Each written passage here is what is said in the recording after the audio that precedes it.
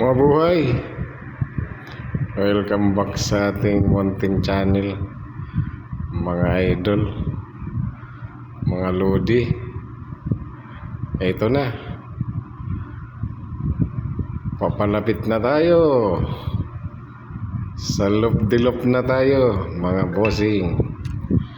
Ayan, tapos top na yan. Ayan, dito na tayo sa mga bulubundukin. Ayan, medyo paangat na ng dilim, kaya medyo madilim na ng konti. Ayan o, yun yung tulay ng loob-dilop.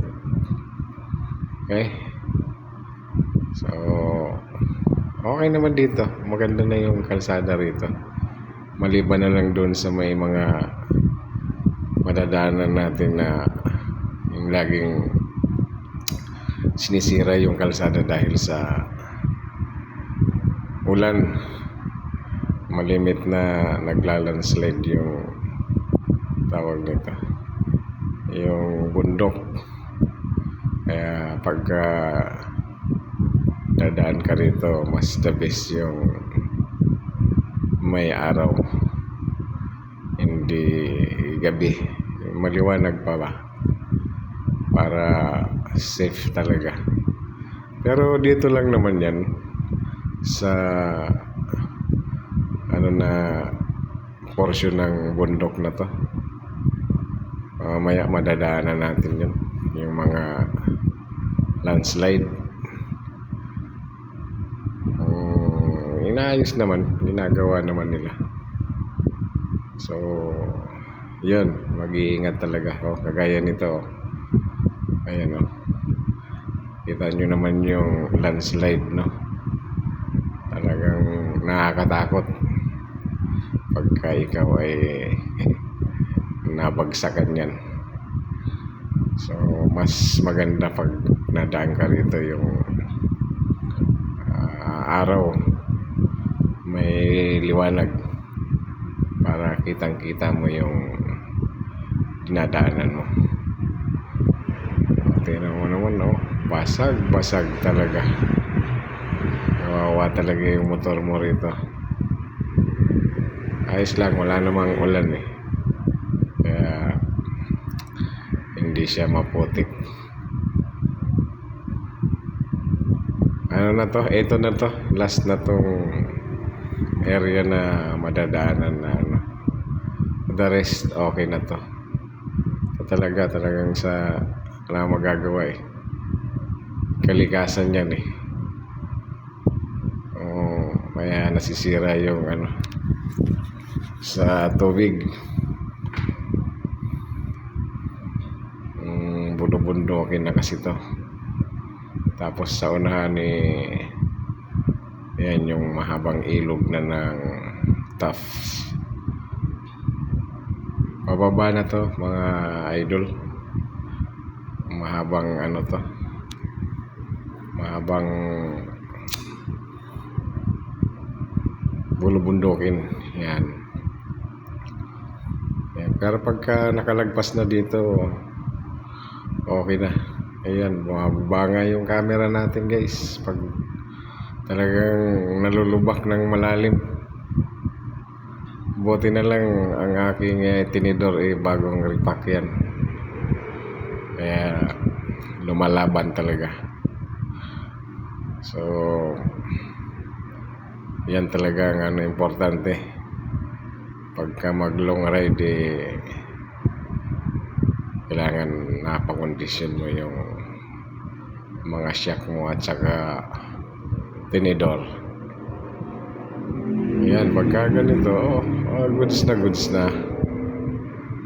Para na kaming ibinato nito pag ganitong kalsada, puro pababa pa.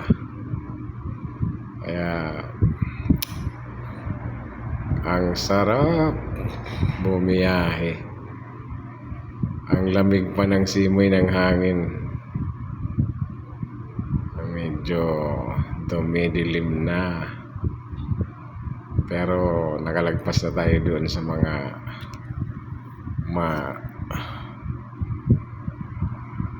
delikadong lugar. So guys, paki-like naman ang aking video, at kung mamarapatin paki-subscribe naman dyan nang lumaki naman ng konti ang ating channel. Maraming salamat pala sa panunod nyo, lalo na kung isusubscribe nyo. Ay, daghang salamat kayo.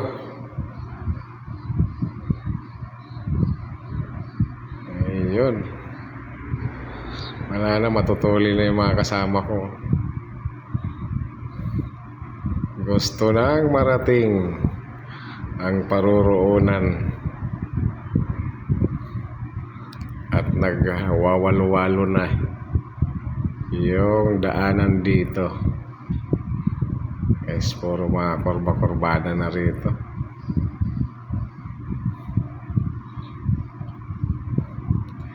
Siyempre, ingat pa rin. Huwag masyado. Bawasan mo yung preno para mapudpud naman.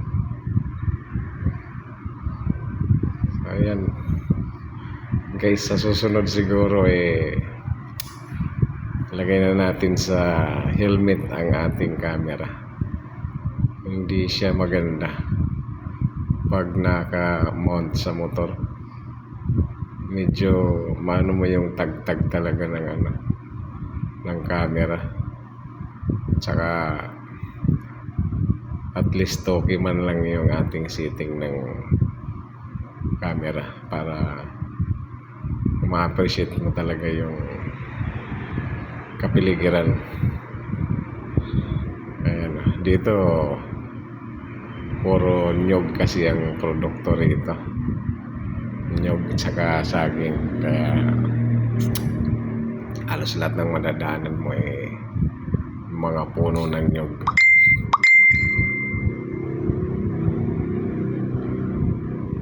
So